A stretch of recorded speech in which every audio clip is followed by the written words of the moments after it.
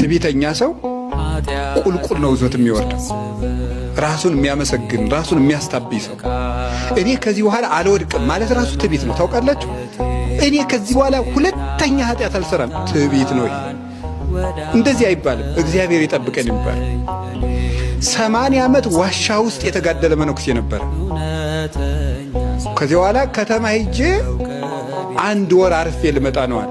ይተው አባ ሴት አይተው ስለማያውቁ ይወድቃሉ አላቸው።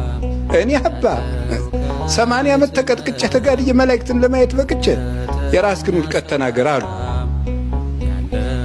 ሄደ፣ ውድቀት ገጠመው። ልጅ ወልዶ ተሸክሞ ይዞ መጣ። እንግዲህ ሰውን ካልሞተ አትመኑት አለ መጥቶ ከገዳሙ። ሰው ሲሞት ነው። ካልሞተ ሰው ገሌ ቅዱስ ነው አይባልም ማለት። ቢሰባ ኑሮስ ምክር እኔ ቅዱስ ነኝ፣ እኔ ንጹሕ ነኝ፣ እኔ አልወድቅም አይባልም።